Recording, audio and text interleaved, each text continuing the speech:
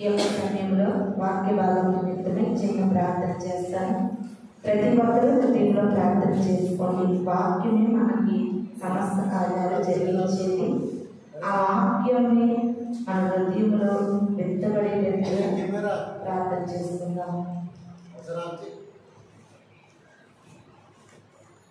అందరం కన్ను మూసుకుందాం. చిన్న ప్రార్థన చేసుకుని వాక్య భాగాన్ని ధ్యానించుకుందాం. దైవమైన ప్రభా, ప్రేమ కలిగిన తండ్రి, మీ పరిశుద్ధమైన పాదముల వందనాలు.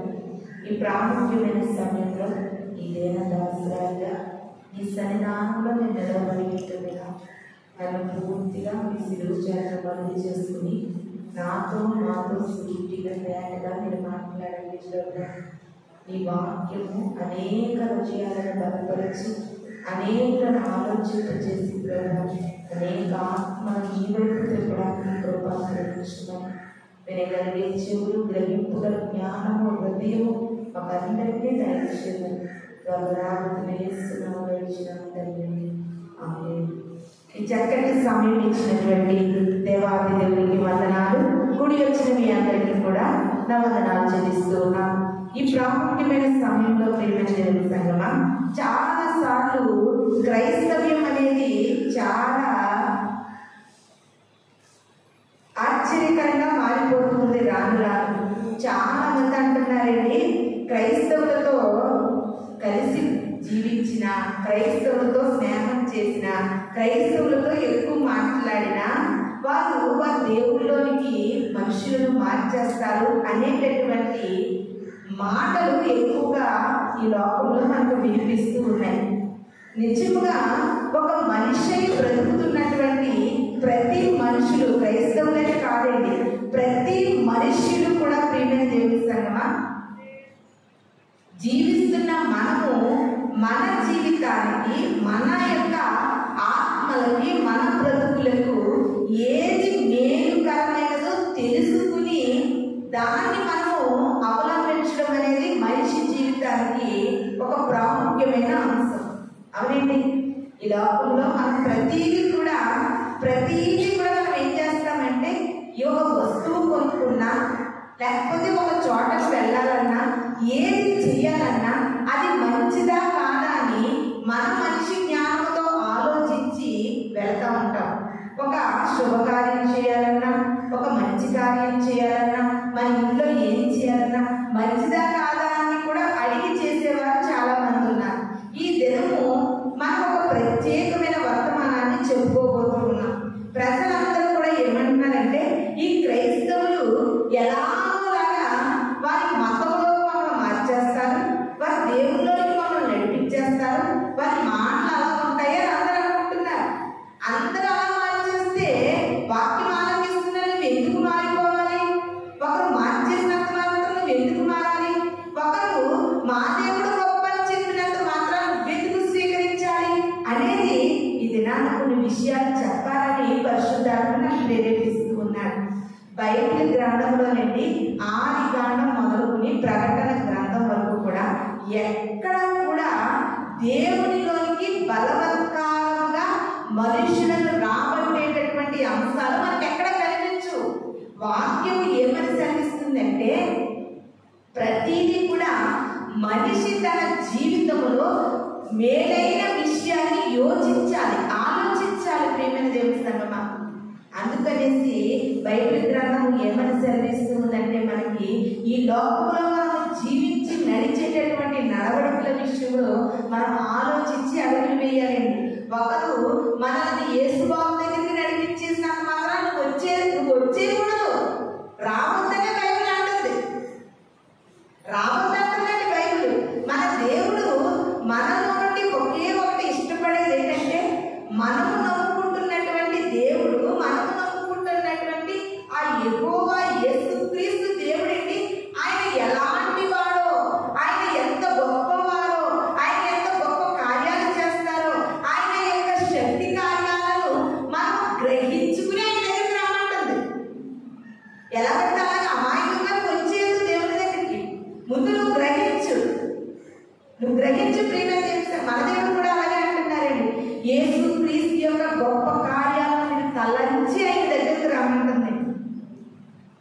ఎలా పడితే అలాగా దేవుడి దగ్గరికి ఎవరు రావట్లేదు ఈ దినాన్ని. గొప్ప గొప్ప పండితులు, గొప్ప గొప్ప ఇంకా చెప్పాలంటే నిష్ట కలిగినటువంటి అన్య కుటుంబంలో జీవిస్తున్న వారు కూడా ఈ దినాన్ని యేసుక్రీస్తు అంటే ఎందుకు ఇష్టపడుతున్నారు, యేసుక్రీస్తు అంటే ఎందుకు నమ్ముకుంటున్నారు, యేసుక్రీస్తుని నమ్ముకున్న మనము బాప్తిసం పొందాలని ఎందుకు వారు బాప్తిసం పొందుతున్నారంటే వారు ఆలోచనాయుక్తముగా ప్రతి ఒక్క దేవుళ్ళ పైన వారు రీసెర్చ్ చేస్తున్నారు, అవగాహన తెచ్చుకుంటున్నారు. దాన్ని బట్టి క్రైస్తవంలోకి వస్తున్నారు. కానీ ఒక మనిషి చెప్పిన మాటలను బట్టి క్రైస్తవంలోకి ఎవరు కూడా రావట్లేదు. ప్రియమైన దేవుని సంగమా, అందుకని ఈ దినాన ఒక వాక్యాన్ని చదువుకుందాం. మన దేవుడు కూడా అలాగే అంటున్నాడు, నేనే గొప్ప దేవుడిని ఎవరు చెప్తారని నమ్మేసి మీరు రావద్దు. మీరు ముందు నేను గొప్పవాడనో లేదో నువ్వు తెలుసుకోవాలి, నువ్వు అనుభవించాలి. నువ్వు నా గొప్పతనాన్ని నువ్వు రుచి చూసి తెలుసుకున్నప్పుడే నా దగ్గరికి రమ్మని యేసుక్రీస్తు ప్రభు మనకు తెలియజేస్తూ ఉన్నారండి. యెషయా గ్రంథము 34వ అధ్యాయము 16వ వచనాన్ని చదువుకుందామండి.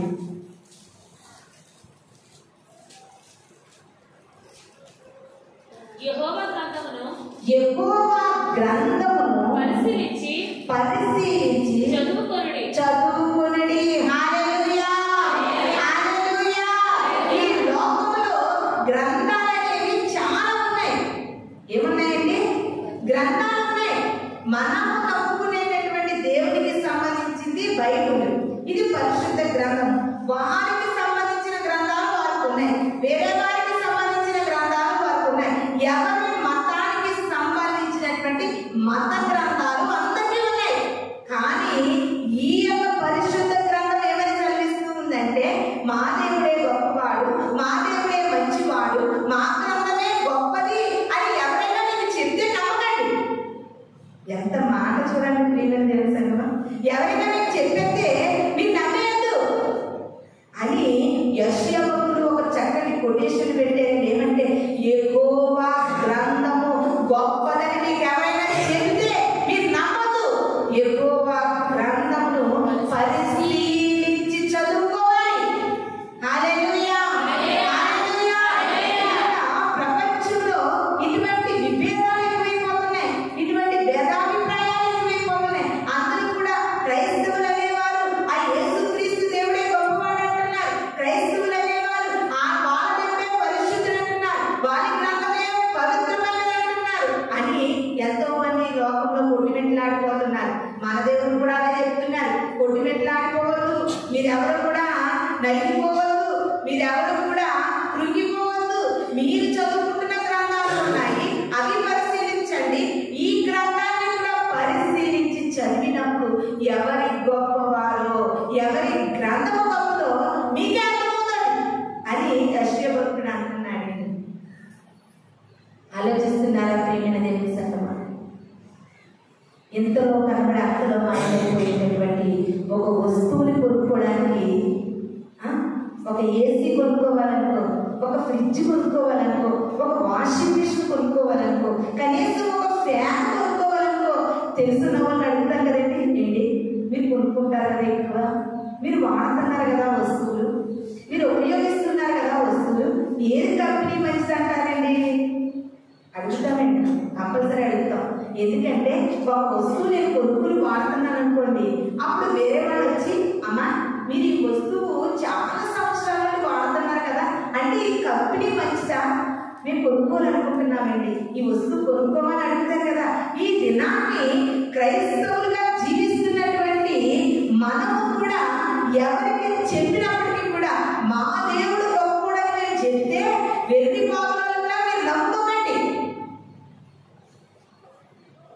మేము నమ్ముకున్న దేవుడు గొప్పవాడని మాకు ఎలా తెలిసిందంటే ఆయన గ్రంథాన్ని మేము పరిశీలించి చదివాము కనుక ఆ గ్రంథంలో ఆయన చేసిన కార్యాలు ఉన్నాయి. అంతేకాదు మా జీవితాల్లో మేము పొందుకున్నాం, మా కుటుంబాల్లో మేము పొందుకున్నాం, మా వ్యక్తిగత జీవితంలో ఆయన అద్భుతాలు మేము పొందుకున్నాం, ఆయన స్వస్థతలు మేము పొందుకున్నాం, ఆయన ఆశ్చర్యకార్యాలు మేము పొందుకున్నాం. కనుక మేము పొందుకున్నామని చెప్పినంత మాత్రాన్ని మీరు నమ్మాలని రూలేమీ లేదు. అందుకనే ఒక్కసారి ఒకవేళ ఏదైనా దీర్ఘకాలికమైన మరణ రోగంతో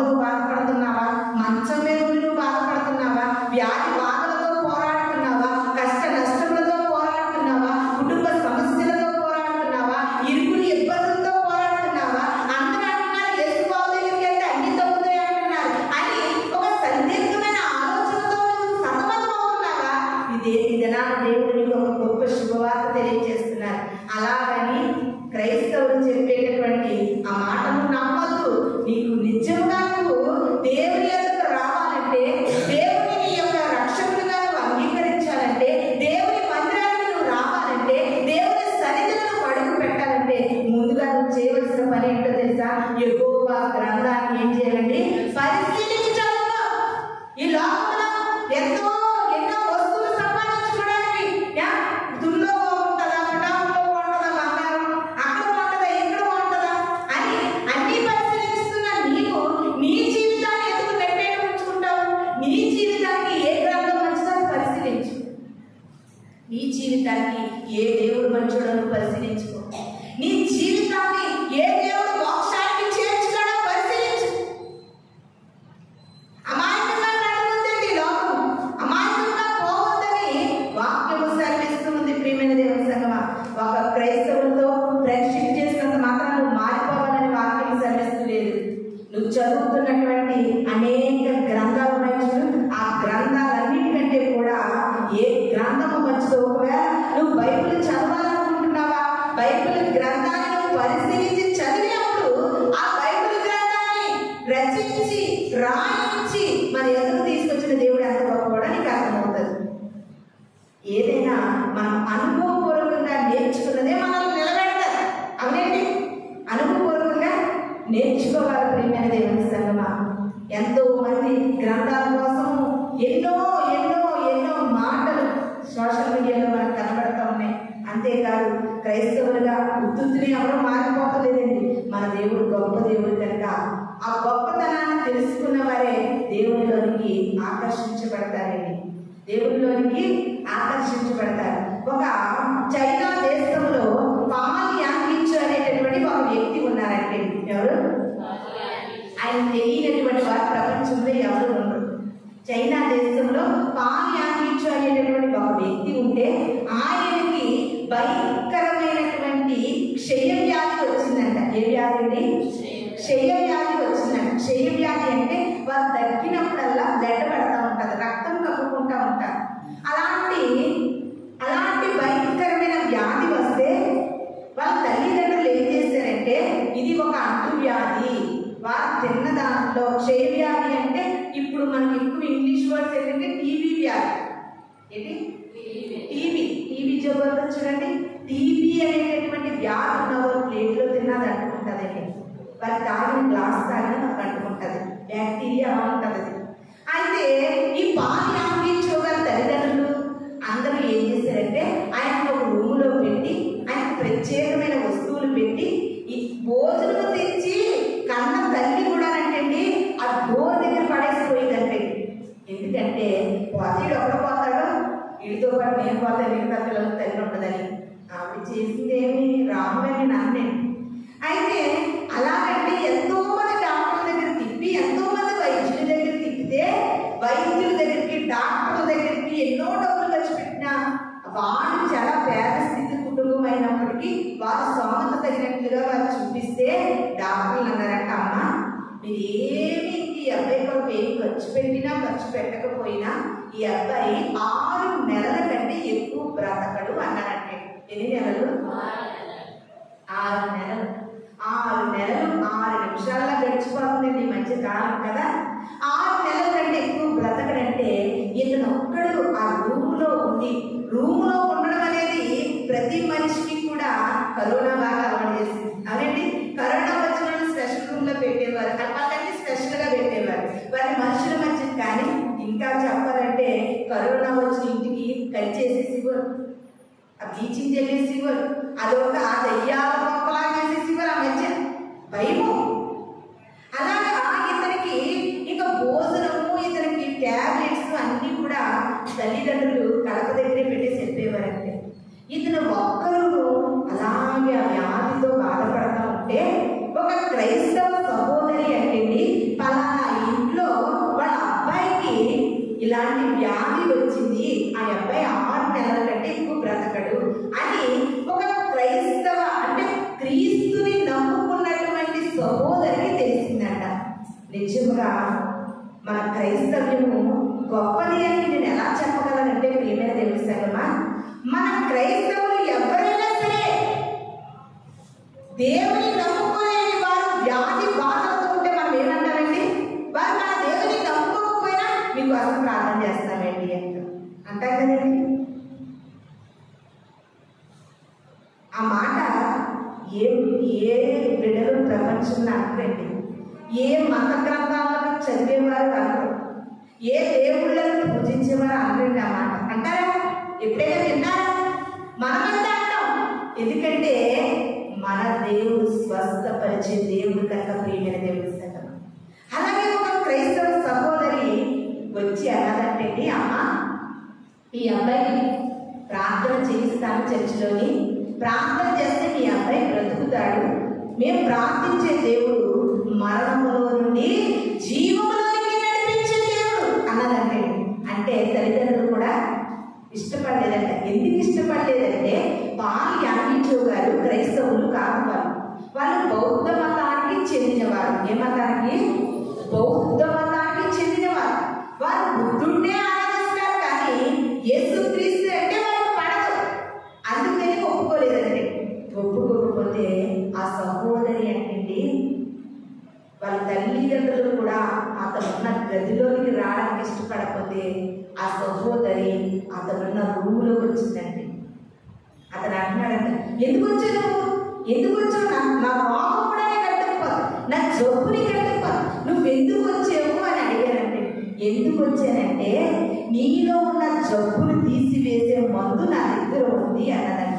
ఏ మందు ఉంది అంటే అవి ఏం చేసిందంటే, అందరికీ తెలిసే ఉంటుంది, చిన్ని బైబిల్స్ ఉంటాయి కదండి, అందులో కొత్త నిబంధన మాత్రమే ఉంటుంది. అవునా? ఈ మంచి చిన్న బైబిల్స్ ఎక్కడ కనబడతలేదు, మన చిన్నప్పుడు ఎక్కువ ఉండేది. ఆ చిన్ని బైబిల్ తెచ్చి నువ్వు చదువుకున్నావు కదా, ఇదిగో ఈ బైబిల్ రోజు చదువుకో, చదువుతా ఉన్నప్పుడు నీకు కంపల్సరీగా నా దేవుడు నిన్ను స్వస్థపరుస్తాడు అని బైబిల్ ఇచ్చి వెళ్ళిపోయిందంటే. ఈయన ఏ మతస్థుడు? బౌద్ధ మతస్థుడు. మరి చేతిలో బౌద్ధ గ్రంథం ఉన్నామని ఏముంది? బైబిల్ ఉంది. వెంటనే బైబిల్ ఆ రూమ్లో నుండి ఇలా గెట్టేసానంటే, అలా రూమ్లో మూల పడిపోయిందంటే బైబిల్. పడిపోయిన తర్వాత ఆమె వెళ్ళిపోయింది. ఆమె వెళ్ళిపోయిన తర్వాత నేను అనుకుంటున్నాను, బైబిల్ ఇచ్చిన ఆమె కంపల్సరీ యాగించో గారి కోసం ప్రార్థన చేస్తుంటారు. మనం చేస్తామంటే ప్రార్థన. మేము కూడా కాకినాడలో వెంటకుండేటప్పుడు మా చుట్టూ కూడా హిందూస్ ఉండేవారు. వాళ్ళందరూ పూజలు చేసేవారు. కానీ వాళ్ళకి ఏ కష్టం వచ్చినా, వాళ్ళకి ఏ వ్యాధి వచ్చినా, బాగా వచ్చినా నిర్మలా గారు ప్రార్థన చేయండి అనేవారు. నేను మళ్ళీ వాళ్ళ ఇంటికి కూడా ప్రార్థన చేసేదాన్ని. వాళ్ళ కార్యాలు కూడా జరిగే ప్రియమైన తెలుసు. మనకు దేవుడు అటువంటి దేవుని యొక్క శక్తి ఏంటనేది మనం తెలుసుకునేటట్టుగా చేశాడు. ఆ శక్తి అనేవి తెలుసుకోవాలని కూడా మనల్ని నడిపిస్తూ ఉన్నాడు. అయితే బైబిల్ విరపెట్టేసిన తర్వాత ఈ వ్యక్తి కోసం ప్రార్థన చేస్తుందేమో, నువ్వు ఎవరి కోసమైతే ప్రార్థన చేస్తున్నావో, నేను ఎప్పుడు చెప్తాను, ప్రార్థనకి మరణం లేదు ప్రియమైన దేవుని సంగమా. ప్రార్థనకి ప్లేస్ డిస్టెన్స్ కూడా ఉండదు. మనకి ఇక్కడ అమెరికాలో ఉన్న వారి కోసం ఎక్కడ ప్రార్థన చేసినా అక్కడ కార్యాలు జరుగుతాయి. ప్రార్థన అండి నిజంగా. అమెరికా వేరే దేశము, చాలా దూరం అనుకుంటాం, కానీ మనం ప్రార్థించేది ఎవరికి? పరలోకమందున్న మన తండ్రికి. ఆ పరలోకం ఎక్కడుంది? ఆకాశ మహాకాశాలు దాటి దాటి ఉంది. మరి మన ప్రార్థన ఎక్కడికి చేరుతుంది? చాలా దూరం చేరుతుంది. తప్పనిసరిగా ప్రార్థనకి అంత శక్తి ఉంది. ఆ తర్వాత ఈయన బుక్కు గిరగడేసింది కదా బైబిల్, అలా కూర్చున్నాడంటే, కూర్చుంటే ఈయన మనస్సులో ఒక ప్రేరణ కలుగుతుందంట. ఊరుకునే ఇంట్లో కూర్చుని ఉంటున్నాను, నాతో ఒక తల్లి మాట్లాడట్లేదు, తండ్రి మాట్లాడట్లేదు, నా స్నేహితులు కూడా నా దగ్గరికి రావట్లేదు, ఎవరు రావట్లేదు నా దగ్గరికి. పోనీలే, ఆవిడెవరో పుస్తకం తెచ్చింది కదా, పుస్తకాన్ని చదివి కాలక్షేపం చేద్దాం అనుకున్నారంట. ఏమనుకున్నారండి? Time pass. ఇప్పుడు మనకు తెలుగు మాటలు అర్థమవుతలేదు. టైం పాస్ చేద్దాం అనుకున్నారంటే ఆ పుస్తకం తీసుకుని మత్తయి సువార్త చదవడం ప్రారంభిస్తే, మత్తయి సువార్త ప్రారంభంలో ఏముంటదంటే వంశావళులు ఉంటాయి. ఏముంటదండి? వంశావళి. రూతు గారు ఎలా వచ్చారు, బోయాజ్ గారు ఎలా వచ్చారు, రాహాబు ఎలా వచ్చింది, ఇవన్నీ వంశావళులు అనమాట. ఏ ఇంటి పేరు, ఆ ఇంటి పేరు, ఈ తాతలు ముత్తాతల పేర్లు అన్ని చదువుతా ఆయన అనుకున్నారంటే, చిచ్చి ఇన్ని పేర్లు ఇన్ని వంశావళులు నాకు అంత అవసరమా అని మళ్ళీ పక్కన పెట్టారంట. మళ్ళీ అంటున్నారంటే దేవుని ఆత్మ ఆయన ప్రేరేపించి చదువు చదువు చదువు అంటే అలాగే బైబిల్ చదవడం ప్రారంభిస్తే, అలా మత్తయి సువార్త కొన్ని అధ్యాయాలు దాటిన ఏముంటాయి? మన దేవుడు చేసిన స్వస్థతలు ఉంటాయి. 12 ఏళ్ల నుండి రక్తస్రావం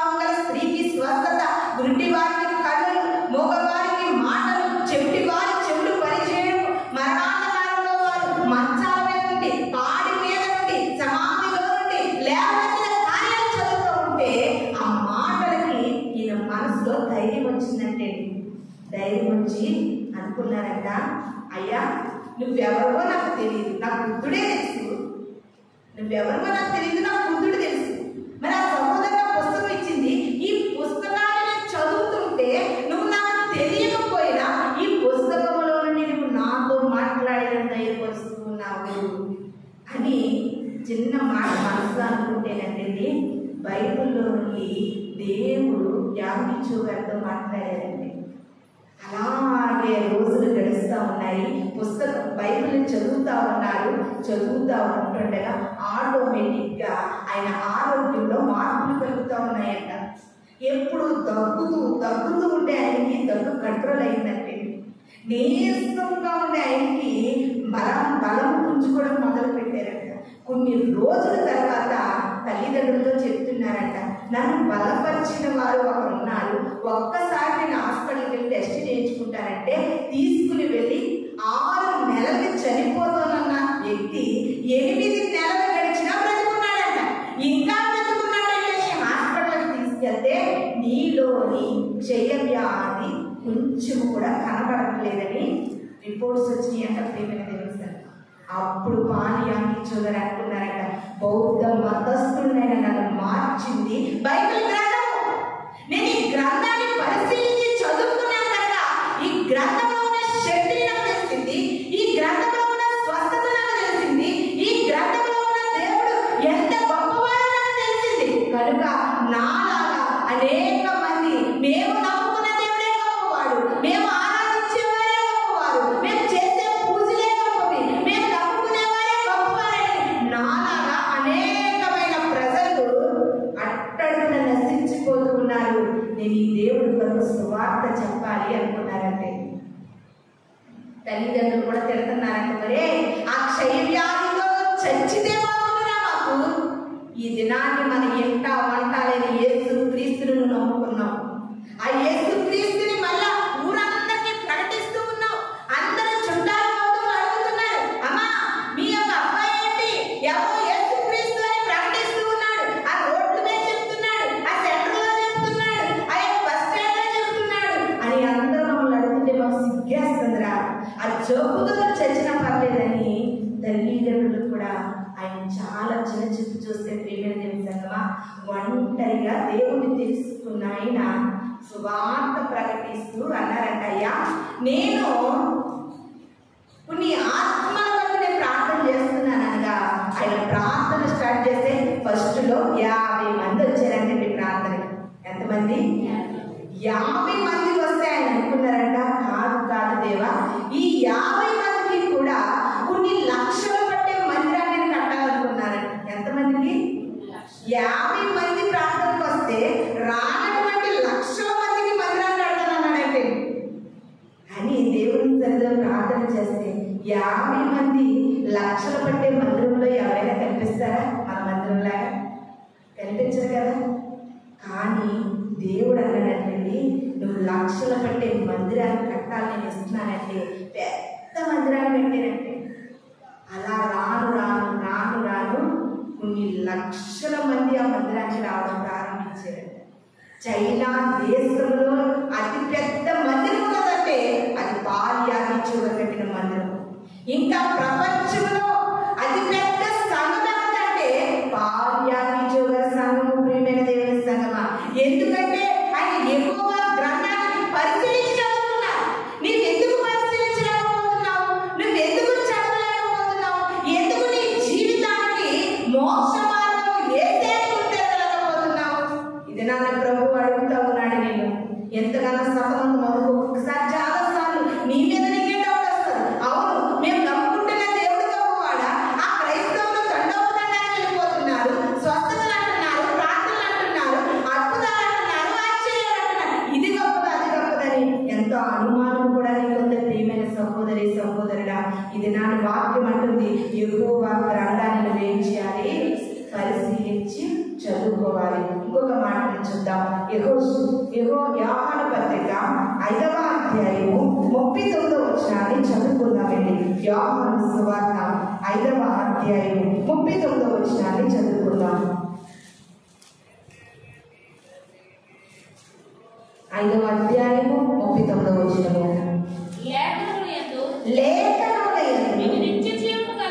మీకు నిత్య జీవము కలదని తలంచుచు వాటిని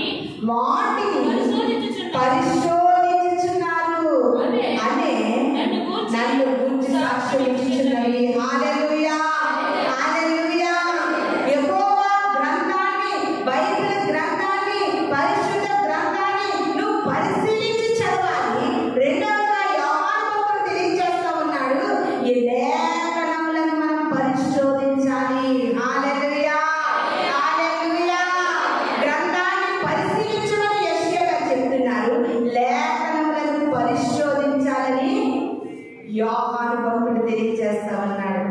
పరిశోధించాలని ప్రతిదీ కూడా మనమన్నా సరే వాళ్ళకి ఎందుకు దర్శనాలు వస్తున్నాయి, అది నిజమా అబద్ధమాన్ని కనిపించింది అనుకో, నీవు అనుభవించాలి వాటిని, అప్పుడు నువ్వు నమ్మగలుగుతావు. వారికి ఎందుకు స్వస్థతలు, నాకెందుకు కలగకూడదు అని నువ్వు పరిశీలన చేయాలి, నువ్వు అనుభవించాలి. ఎవరో చెప్పేస్తే నువ్వు వినద్దు, ఎవరో చెప్పేస్తే నువ్వు నమ్మద్దు, నీ అంతలో నువ్వు అనుభవించాలి. గ్రంథాన్ని పరిశీలించాలి. గ్రంథాన్ని ఏం చేయాలంటే లేఖనాలను పరిశోధించాలి. లేఖనాలను పరిశోధించాలి. చాలా మంది నిష్ట కలిగినటువంటి బ్రాహ్మణ కుటుంబంలో పుట్టారండి. ఎవరంటే ఆర్ఆర్కే మూర్తి గారు. ఎవరు? మీకు అందరికీ రేడియో పరిచయం ఉంటే అర్థమవుతుంది. అప్పుడు మా చిన్ననాటి కాలంలో ఆర్ఆర్కే మూర్తి గారు రేడియోలో ప్రసంగం చేసేవారు. కరెక్ట్గా సాయంత్రం 7 గంటలకు ఆయన ప్రసంగం చేసేవారు. ఆ ఆర్ఆర్కే మూర్తి గారి యొక్క సాక్ష్యం ఏంటంటే, ఆయన నిష్ట కలిగినటువంటి బ్రాహ్మణ కుటుంబంలో పుట్టినటువంటి వ్యక్తి.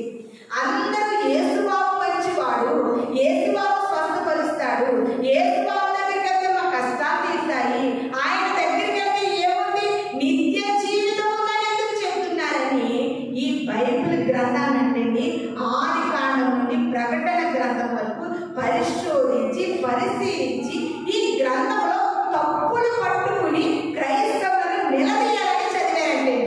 హల్లెలూయా, హల్లెలూయా. ఎందుకు చదివారండి? గ్రంథంలో తప్పులు పట్టుకుని క్రైస్తవులకు సభ ఏర్పాటు చేసి, ఇదిగో ఈ గ్రంథంలో మీరు చెప్పినవి తప్పు అని ఈ గ్రంథంలో నిరూపించడానికి ఆయన బైబిల్ చదివారు. అలా నిరూపించడానికి చదివే బైబిల్ ఎలా చదువుతామండి? చాలా జాగ్రత్తగా చదువుతాం, పరిశీలనగా చదువుతాం, పరిశోధించి చదువుతాం. అలా చదవడం మొదలు పెట్టిన తర్వాత ఏంటండి, తప్పులు పట్టుకోవాలని చదువుతున్నటువంటి ఆర్ఆర్కే మూర్తి గారిని దేవుడు పట్టుకున్నాడండి. హల్లెలూయా, హల్లెలూయా. అప్పుడు ఆయన అన్నారంటే, చిన్ననాటి నుండి కూడా నేను ఎంతగానో మత గ్రంథాలలో చదివాను, ఏ మత గ్రంథంలో కూడా లేని సత్యాలు పరిశుద్ధమైన బైబిల్ గ్రంథంలో ఉన్నాయి. మత గ్రంథాల్లో లేనటువంటి, మత గ్రంథాల్లో దేవుళ్ళకు లేని శక్తి పరిశుద్ధ గ్రంథంలో ఉన్నటువంటి దేవునికి శక్తి ఉంది అని నిష్ఠగల బ్రాహ్మణ ఆ యొక్క మతాన్ని విడిచిపెట్టి యేసుక్రీస్తు మార్గంలోకి వచ్చిన వారే ఆర్ఆర్కే మూర్తి గారండి. మీకులాగా మాకులాగా చదువు సంజయ్ వారు కాదు. వీరు గొప్ప గొప్ప ప్రావీణ్యులు, పండితులు. అవన్నీ కూడా పరిశీలించి పరిశోధించి తెలుసుకుని యేసుక్రీస్తుని అంగీకరించిన వారు ప్రపంచంలో ఎంతో మంది ఉన్నారు. ప్రియమైన దేవుని సంగమా, చాలా మంది చూడండి, సినీ స్టార్స్ కూడా ఈ దినాన్ని యేసుక్రీస్తులోనికి వస్తున్నారు. ఎందుకంటే యేసుక్రీస్తు యొక్క గొప్పతనం ఏంటో వారికి అర్థమవుతుంది. కార్యాన్నిచ్చో వారికి అర్థమైంది, యేసుక్రీస్తు స్వస్థపరిచే దేవుడని అర్థమైంది. బౌద్ధ మతాన్ని విడిచి క్రైస్తవ మతంలోనికి ఆయన రాగలిగారు. నిజంగా క్రైస్తవ్యం అనేది మతము కాదండి, మతము కాదు. ప్రియమైన దేవుని సంగమా, ఇది నిన్ను మోక్షానికి నడిపేటటువంటి మార్గము. మార్గము తెలియక తప్పి తిరిగిపోతున్న ప్రజలు అనేక మంది ఈ దినాన్ని ఈ వాక్యము నీతో మాట్లాడి నిన్ను ఆలోచన చేస్తూ ఉందేమో. ఈ దినాన్ని దేవుడు అంటా ఉన్నాడు, ఆ దేవుని యొక్క గొప్పతనాన్ని పరిశోధించి ఆ దేవుని నమ్ముకో. ఎందుకంటే దేవుని యొక్క నిత్య జీవం ఉంది, ఆయనలోనే నిత్య మార్గం ఉంది, నిత్య జీవం ఉంది. యేసే మార్గము, సత్యము, జీవమైన దేవుడు. ప్రియమైన దేవుడి సంగమా, ఆయనకు అసాధ్యమైనదేమీ లేదండి. సర్వ సృష్టిని కలుగు చేసిన వాడు ఆయనే అని మనం గ్రహించాలని ఇది నా వాక్యము మనకి సెలవిస్తూ ఉంది. అదేవిధంగా ఇంకొక మాటను చూద్దాం. యెహోషువ గ్రంథము 1వ అధ్యాయము 8వ వచనాన్ని చదువుకుందామండి. యెహోషువ గ్రంథము 1వ అధ్యాయము 8వ వచనాన్ని చదువుకుందాం. ఈ ధర్మశాస్త్ర గ్రంథము నీవు బోధింపక తప్పిపోకూడదు. దానిలో రాయబడిన వాటన్నిటి ప్రకారం చేయుటకు నీవు జాగ్రత్త పడనట్టు దివారాత్రము దాన్ని ధ్యానించిన వల్ల నీ మార్గము వర్ధిల్ల చేసి చక్కగా ప్రవర్తించెదవు. హల్లెలూయా, హల్లెలూయా. ఈ ధర్మశాస్త్ర గ్రంథాన్ని నువ్వు దివారాత్రము చదువుకోవడం వల్ల నువ్వు చక్కటి ప్రవర్తనలోకి వస్తావు. నీ ప్రవర్తన మారుతుంది, నీ పరిస్థితి మారుతుంది, నీ స్థితిగతులు మారుతాయి. ధర్మశాస్త్ర గ్రంథాన్ని పరిశీలించి చదవాలి, పరిశోధించి చదవాలి. అంతేకాదు దివారాత్రము చదవాలి. ఎలా చదవాలంటే దివారాత్రము చదవాలి. ఒక క్యాన్సర్ పేషెంట్ అంటే క్యాన్సర్ ఇంకా లాస్ట్ స్టేజ్కి వచ్చిందంట. డాక్టర్స్ అన్నారంట, వీడెంతో కాలం క్యాన్సర్ వచ్చిన వాళ్ళకి ఎక్కువ జుట్టు కూడా ఊడిపోతుంది, జుట్టు అంతా ఊడిపోతుంది, ఇంకా కొన్ని నెలల్లో ఆయన చనిపోతాడంటే ఆ ఇంటికి పాస్టర్ గారు ప్రార్థన చేయడానికి వెళ్ళారంట. పాస్టర్ గారు అన్నారంటండి ఆ క్యాన్సర్ పేషెంట్తో, అయ్యా నేను నీకు ఒక చిన్ని వైద్యం చెప్తాను అన్నారంట. ఆ వైద్యాన్ని కనుక నువ్వు చక్కగా పాటించగలిగితే నువ్వు బ్రతుకుతావంటే చెప్పండి అయ్యా అంటే, ఏమి కాదయ్యా, ఇదిగో ఈ యొక్క పరిశుద్ధ గ్రంథాన్ని ఇస్తున్నాను, నువ్వు మంచం మీద నుండి లేవలేకపోతున్నావు, కొంతసేపు కూర్చోలేకపోతున్నావు, పడుకుని కూడా చదువు, కూర్చుని కూడా చదువు, నువ్వు నిలబడగలిగితే నిలబడి చదువు, నువ్వు కొన్ని రోజులకి ఈ గ్రంథం నీకు అర్థమైనా అర్థమవ్వకపోయినా అలా చదువుకుంటూ పోవాలంటే అలా చదువుతూ చదువుతూ చదువుతూ చదువుతూ ఉంటుండగా క్యాన్సర్ వ్యాధుల్ని బయటపడ్డాడు. ఇప్పుడు ఆ వ్యక్తి కూడా దేవుని కొరకు సాక్షిగా నిలబడి సేవ చేస్తూ ఉన్నారు, దేవుని సువార్తను ప్రకటిస్తూ ఉన్నారు. బైబిలే నువ్వు నీరసంగా ఉన్నా, బలహీనంగా ఉన్నా, వ్యాధిలో ఉన్నా, బాధతో ఉన్నా, బైబిల్ని మనం చదువుతూ ఉన్నప్పుడు నూతన శక్తిని కలిగి చేస్తుంది. బైబిల్ నూతన బలాన్ని కలిగి చేస్తుంది. లాస్ట్ స్టేజ్కి వెళ్ళిపోయిన ఎటువంటి భయంకరమైన వ్యాధి బాధలైనా నయము చేయగలిగే ఔషధమే జీవగ్రంథము. ప్రియమైన దేవుని సంగమా, మనం బలహీనంగా ఉన్న వాక్యాన్ని మనం ధ్యానించుకోవాలి. అందుకే ఆకు వాడని స్థితిలో దేవుడు మనం చిగురింప చేస్తాడు. పరిశుద్ధ గ్రంథములోకి అంత గొప్ప ధన్యత ఉంది. ప్రియమైనటువంటి దేవుని సంగమా, ఇంకొక మాటను చూద్దాం. కీర్తనల గ్రంథము 34వ అధ్యాయము 8వ వచనాన్ని చదువుకుందాము. హల్లెలూయా. కీర్తనల గ్రంథము 34వ అధ్యాయం.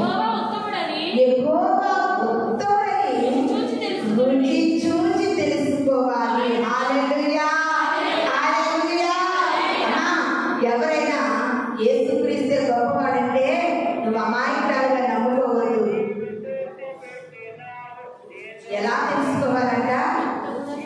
రుచి చూచి తెలుసుకోవాలి, రుచి చూచి తెలుసుకోవాలి. ప్రియమైన దేవుని సంగమా, ఈ లోకంలో రుచి చూచి తెలుసుకున్నప్పుడు మనకందరికీ రుచులు బాగా తెలుసు. కొంతమంది ముక్కుతో కూడా రుచిని గమనించి చెప్పగలరండి కొంతమంది, అవునా?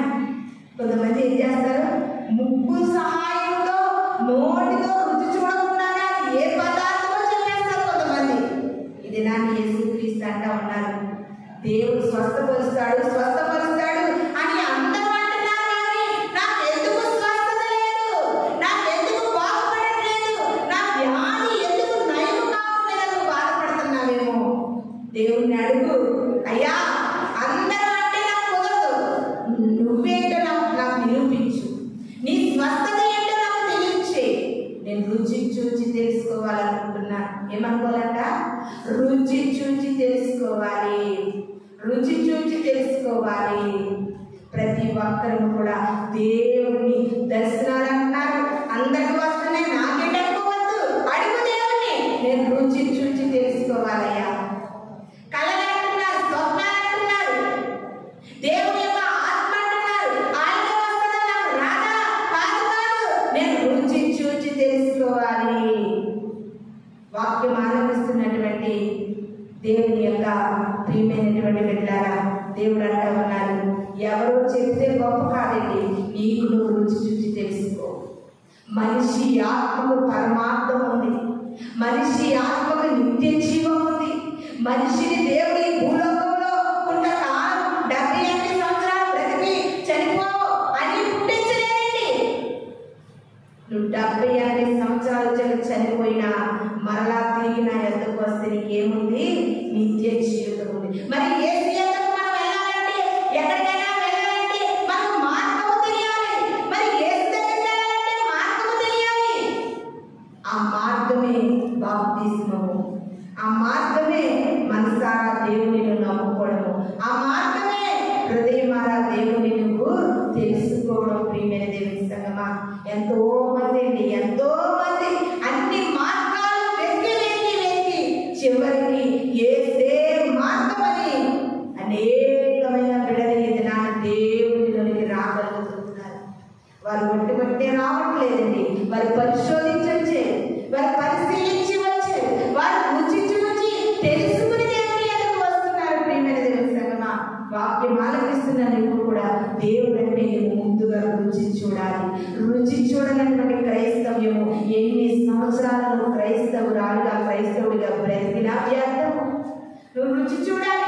చాలా మంది అంటూ ఉంటారు, ఏంటి సినిమాలో ఉన్న మజా మీకు ఏం తెలుసు, త్రాగులో ఉన్నటువంటి సంతోషం మీకు ఏం తెలుసు, పాపంలో ఉన్నటువంటి ఆనందం మీకు ఏం తెలుసు అంటారు. మరి నాకేమీ తెలియదు కదా, దేవుడిలో ఉన్న ఆనందం నాకు తెలుసు.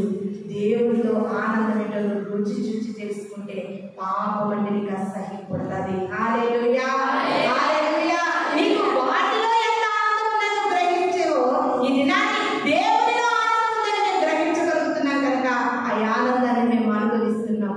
వాటిలో ఆనందాన్ని అనుభవిస్తున్న నీవు దేవుడిలో ఆనందాన్ని మనం గ్రహించగలిగితే పాపం ఏనాడు చేయలేవు. ప్రియమైన దేవుని సంగమా, చేయలేమే. మనం నమ్ముకుంటున్న దేవుడు గొప్ప దేవుడు, ఆయన ఆశ్చర్యకార్యములు చేయగలిగిన దేవుడు.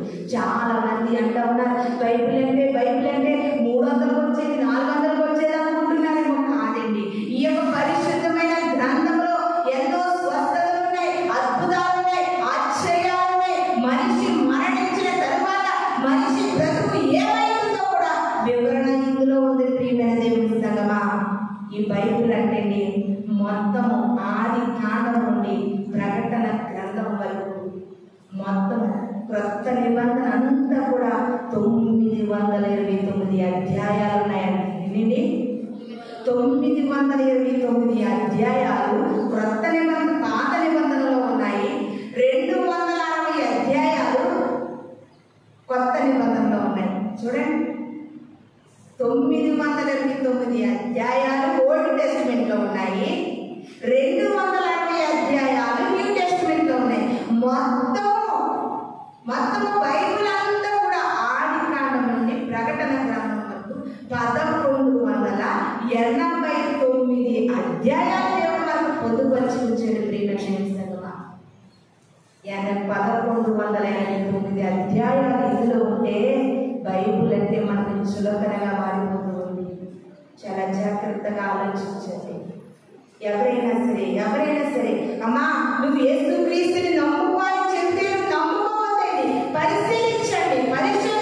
పాల్ యామించో గారు ఆయన స్వస్థపరిచే దేవుడని ఆ క్షయ వ్యాధి నుండి ఆయన విడుదల పొంది రుచి చూచి తెలుసుకున్నారు. నువ్వు కూడా రుచి చూడడానికి నువ్వు ప్రయత్నించు.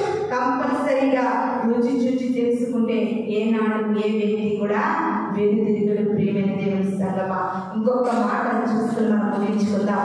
2వ తిమోతికి రాసినటువంటి పత్రిక 3వ అధ్యాయము 17వ వచనాన్ని చదువుకుందామండి. 3వ అధ్యాయం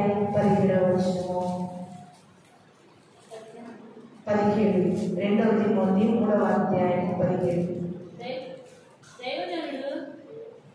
చదువు. రెండవ తిమోతి రాసిన పత్రిక 3వ అధ్యాయము 15వ వచనము.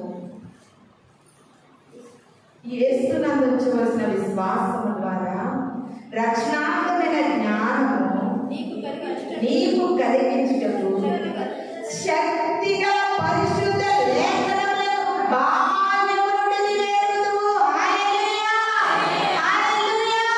ఈ పరిశుద్ధ లేఖనములో ఏముంది ప్రియమైన దేవుని సంగమా? శక్తి ఉంది.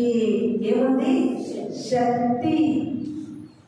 ఈ శక్తి గల పరిశుద్ధ లేఖనములు మనము కనుక మన జీవితంలో అన్వయించగలిగితే కంపల్సరిగా మనం శక్తిని పొందుకుంటాం, మనము బలాన్ని పొందుకుంటాం, మనం ఆరోగ్యాన్ని పొందుకుంటాం. మన ఆత్మకు ఈ వాక్యమే లంగరుగా పనిచేస్తున్నది. అపోస్తలులైన పౌలు గారు సెలవిస్తున్నారు. నిజంగా ఈ లేఖనములకు శక్తి లేకపోతే, ఈ లేఖనములలో శక్తి లేకపోతే పండితులు ఎలా మారగలుగుతున్నారండి? గొప్ప గొప్ప నిష్ఠులైనటువంటి బిడ్డలు ఎలా మారగలుగుతూ ఉన్నారు? ఇది శక్తి కలిగిన లేఖనములు ప్రియమైన దేవుని సంగమా. శక్తి కలిగిన లేఖనములు చెప్పుకుంటూ పోతే చాలా మంది క్రైస్తవ్యంలోనికి రావడానికి గల ముఖ్య ఉద్దేశం ఏంటంటే ఇది శక్తి కలిగిన లేఖనములని వారు భావించారు, వారు రుచి చూచారు, వారు అనుభవించారు, వారు పరిశోధించారు, వారు పరిశీలించారు. కాబట్టి అనేక క్రైస్తవ్యంలోనికి రాగలుగుతూ ఉన్నారు. ఒక మహా పండితుడు ఇలాగా ఆయన పండితమైనటువంటి గొప్ప వ్యక్తి, శాస్త్రవేత్త, గొప్ప పూజారి. ఆయన ఇలా ప్రజలకు బోధిస్తూ ఫ్లోలో అంటున్నాడండి, యేసు క్రీస్తు పిలిస్తే పలికే దేవుడు అన్నారండి. అది వెంటనే వీడియో క్లిప్ తీసి పెట్టేశారు. చాలా మంది బయటికి తేలేకపోతున్నారు, బయటికి రాలేకపోతున్నారు. మతాలను పూజిస్తున్నారు, గ్రంథాలను చదువుతున్నారు, పూజలు చేస్తున్నారు, పురస్కారాలు చేస్తున్నారు, పైకి చేస్తున్నారు. కానీ చేస్తున్నటువంటి హృదయాల్లో యేసు క్రీస్తు గొప్పవాడని అందరికీ ఉంది. ప్రియమైన దేవుని సంగమా, ముందుగానే దేవుడు అన్నాడు యేసు క్రీస్తు అందరినీ ప్రభువు అని ముందుగానే లేఖనంలో రాయబడింది. ఆయన మాటల్లో అంటున్నారండి, అన్ని దేవుళ్ళ కంటే కూడా యేసు క్రీస్తు పిలిస్తే పలికే దేవుడని పాపం అనుకోకుండా అనేసాడండి. వెంటనే వీడియో తీసి ఆ చిన్న మొక్కను తీసుకొచ్చి యూట్యూబ్లో పెట్టారు. చూడండి ప్రియమైన దేవుని సంగమా, అంతమంది తెలుసుకోగలిగితే చిన్ననాటి నుండి క్రైస్తవ జీవితాన్ని జీవిస్తున్న నీకు దేవుని శక్తి ఎలాగ అర్థమవుతుంది? ఆయన భక్తినికి ఏమర్థమవుతుంది? ఆయన గొప్పతనానికి ఏమర్థమవుతుంది? నువ్వు రుచి చూసి తెలుసుకో. ఇక్కడ నిలబడి పాటలు పాడుతుంటే ఆ పాటలు పాడే మాధుర్యం ఏంటో నీకు అర్థం కాదు. నీవు కూడా పాడితే అందులో మాధుర్యం ఏంటో, ఆ పాట ఇక్కడ పాడుతుంటే మన హృదయం ఎలాగ మనలను ఘోషిస్తుందో నీకు అర్థమవుతుంది. కూర్చునింటే నీకు అర్థం కాదు. దేవుని విషయంలో దర్శనాలైనా, ప్రార్థనైనా, పాటలైనా, సాక్ష్యాలైనా, వాక్యమైనా ఏదైనా సరే ఒకరు చెబితే నమ్మదు. నీ అంతటా నువ్వు రుచి చూసి తెలుసుకోవడం మొదలుపెట్టు, నువ్వు పరిశీలించి తెలుసుకోవడం మొదలుపెట్టు, నువ్వు పరిశోధించి తెలుసుకోవడం మొదలుపెట్టు. అయ్యా నువ్వు స్వస్థపరిచే దేవుడు, ఈ రాత్రి కాలంలో దర్శించు, నన్ను స్వస్థపరచు, నన్ను బలపరచు, నేను ఈ రుచి చూసి తెలుసుకోవాలని ఆశపడుతున్నాను అని నువ్వు అడగగలిగితే కంపల్సరీ ఈ రాత్రి కలుస్తాం. ఈ యొక్క సమయంలో దేవుడు కంపల్సరీ నిన్ను దర్శించబోతూ ఉన్నాడు. ప్రియమైన దేవుని సంగమా, ఒక సమయంలో నారాయణ వామం తిలక్ అనేటటువంటి ఒక పండితుడు ప్రయాణం చేస్తున్నాడంటే చూడండి, మా చిన్నప్పుడు చూసేవాళ్ళం. మా ఫ్రెండ్స్ ఉండేవాళ్ళు బ్రాహ్మిన్స్. వాళ్ళు ఎక్కువ సారీస్ ఎలా కట్టుకుంటారంటే మనలా కట్టుకోరు, ఇలా మనకు పెట్టి ఇలా కట్టుకుంటారు, అలా కట్టుకునేవారు. అలాంటి నారాయణ వామం తిలక్ అనేటటువంటి బ్రాహ్మణ కుటుంబం ప్రియమైన దేవుని సంగమా ట్రైన్లో ప్రయాణమే వెళుతున్నారట. వెళుతుంటే అక్కడ ఒక క్రైస్తవ దైవ సేవకుడు అన్నాడంట, అయ్యా మీరు ఒక్కసారి బైబిల్ గ్రంథాన్ని చదవండి అయ్యా అని ఒక పుస్తకాన్ని, కొత్త నిబంధన పుస్తకాన్ని ఇచ్చాడంటే, ఇస్తే నీకు నేను బైబిల్ చదివే వాళ్ళ కనబడ్డానని ఇచ్చిన అతన్ని గట్టిగా ఎన్ని తిట్లో పెట్టేశాడంట. తర్వాత ఆయన దిగే స్టేషన్ ఉంటే ఏం చేసిన గిర్ర పెట్టేసినటువంటి బైబిల్ అలా ఒక బ్యాగ్లో పెట్టిందంటే ఒక రోజు ఆయన బ్యాగ్ తీస్తే ఆ పుస్తకం కింద పడితే ఆయన అనుకున్నాడంట, ఎందుకు ఆ వ్యక్తి నాకే ఇచ్చాడు, అసలు ఇందులో ఏముందో చూద్దామని ఓపెన్ చేయడం ప్రారంభించాడు. అలా ఓపెన్ చేసి చదువుకుంటుంటే మొట్టమొదటిగా ఆయన మార్పు చెందాడు. తర్వాత తన భార్య మారింది, తర్వాత తన పిల్లలు మారింది. అలా కుటుంబం అంతా కూడా యేసుక్రీస్తులోకి నడిపించబడ్డారు. ఇలాంటి సంగతులు ఎన్నో ఉన్నాయి. యేసుక్రీస్తు వారు ఒకే మాట మీ అందరికీ కూడా తెలియజేస్తూ ఉన్నారు. ఏంటంటే యేసుక్రీస్తు మతాలు మార్చే దేవుడు కాదండి, ఆయన మార్గాన్ని చూపించే దేవుడు. యేసుక్రీస్తు అన్యాయంగా మనుషులను మార్చే దేవుడు కాదండి, మనస్సులను మార్చే దేవుడు. పిల్లలు తెలుసమ్మా, దేవుడి వచ్చినంత మాట్లాడ నీ మతము మారాలని ఏమీ లేదు, ముందు నీ మనస్సు మారాలి. ఆయన కార్యాలు అనుభవిస్తే చాలు. ఎంతో మంది బయటికి కనిపించే క్రైస్తవుల కంటే బయటికి కనిపించిన తెర వెనకాల ఉన్న క్రైస్తవులు చాలా మంది ఉన్నారు. ఇది నా క్రైస్తవ్యం మనకు ఒకటే నేర్పిస్తుంది. ఒట్టినే ఎవరి మాటలు ఏ మాటలు పడితే ఆ మాటలు మీరు మోసపోయేసి నమ్ముకోవద్దు, కానీ గ్రంథాన్ని పరిశోధించి ఆయన ఎలాంటి వారో, ఒకవేళ వ్యాధితో మంచం మీద ఉన్నావా, కొన్ని సంవత్సరాల నుండి తగ్గని రోగాలతో బాధపడుతున్నావా, కుటుంబ సమస్యలతో బాధపడుతున్నావా, వాటి కొరకు ఈ రాత్రికాల సమయంలో ప్రభువుని అడగగలిగితే ఆయన ఎలాంటి వారో నీ జీవితంలో రుచి చూచి దేవుడిని నమ్ముకుని మనమందరం కూడా మోక్ష రాజ్యానికి చేరాలని ఈ కొద్ది మాటలో దేవుడు మన వీడిలో దీవించి ఆశీర్వదించేదాక. కళ్ళు మూసుకుందాం. మనమందరం కూడా కళ్ళు మూసుకుని ప్రార్థన చేద్దాం. పరిశుద్ధుడా, గొప్ప దేవా, మహోన్నతుడా, ఆశ్చర్యకరమైన తండ్రి, నీకు స్తోత్రములు ప్రభు. నిజమేనయ్యా, ఎవరు చెబితే మేము ఆ మాటలు నమ్మకూడదు ప్రభు. మీరు ఎలాంటి వారు, మీలో ఎలాంటి స్వస్థత ఉందో, మీలో ఎలాంటి కార్యాలు ఉన్నాయో రుచి చూసి తెలుసుకునేటట్లుగా ప్రతి బిడ్డని దర్శించండియా. ఈ వాక్యాన్ని ప్రభా దూరాన నుండి ఎవరైతే విన్నవారు హృదయంలో ఎలాంటి ఆలోచనలు కలిగి ఉన్నారో వారిని దర్శించండి, వారి పరిస్థితులు మార్చండి, వారి వ్యాధి బాధల నుండి విడిపించండి, వారికి సంపూర్ణమైన స్వస్థత కలిగించండి. డాక్టర్లు సైతము కూడా నీకు ఈ యొక్క వ్యాధి తగ్గదు అని చెప్పిన వారు కూడా వింటున్నారు ప్రభా. వారితో కూడా మీరు మాట్లాడుతూ ఉన్నారు.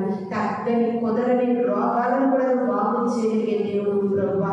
ప్రతి ఒక్క బిడ్డని దర్శించినందుకే మీకు వందనాలు. ఇంకను ప్రభా నీ వాక్యాన్ని, అయా నీలో ఉన్న శక్తిని, నీలో ఉన్న గొప్పతనాన్ని మేమందరము తెలుసుకుని మేమందరము ప్రభా క్షేమముగా, సంతోషముగా, ఆనందదాయకంగా మీలో బ్రతకడానికి కృప చూపించమని, విన్న వాక్యాన్ని ప్రతి హృదయాల్లో నీరు పెట్టి ఫలింపచేయమని వాళ్ళ రాబోతున్న యేసు నామమున నడిచిన తండ్రి, ఆమేన్. మీ అందరికీ వందనాలు.